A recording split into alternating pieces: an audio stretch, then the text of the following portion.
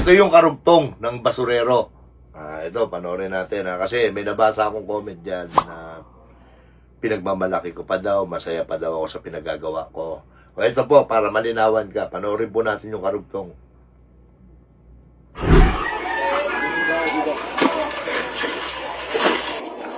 Sabi natin dito, Mick. Woo! Ayun, siyempre nakapagod. Pagod na talaga ikaw. Medyo lang. Siyempre, hindi namin kailangan. Lang ako.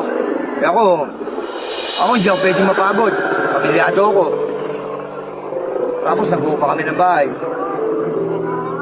Tapos may bisyo pa ako. Hindi ako pwedeng mapagod. Eh ngayon, pagka wala na talaga kami magawa, walang matapunan, walang matambakan. Ayan. Yan, ganyan.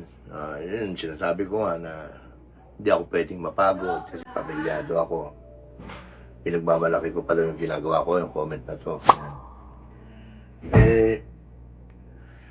Hindi ko po yung pinagmamalaki. Ang pinagmamalaki ko po dyan, na binuhay ko yung pamilya ko sa maayos na hanap buhay. Kahit na may lulong ako ng bisyo, talagang nagsisika pa rin ako para mabuhay sa pamamasura.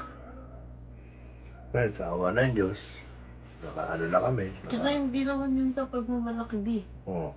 Kumbaga, binabalik ka mo lang kung saan ka nagsimula. Oo. Kaya nga sabi, nang hindi daw lumingon sa ilang galingan, hindi makakarating sa Parang Parang- may iba kasi din na pag ganito na sila, mayaman na sila. oo. Ikakahiya na nila yung Ano mga sila noon. kahapon. Kaya ako, kahit ngayon, nakakaraos na, hindi ko naman kinakaya yung karanasan namin kasi karanasan yun.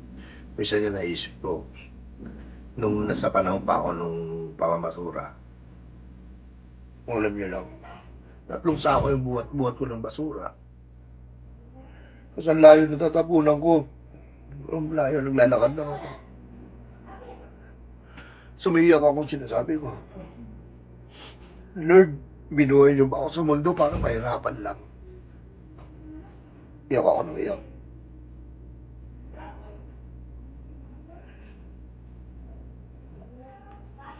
Kaya nga nagpapasalamat ako sa Diyos sa mga followers. Paano naayos yung buhay namin?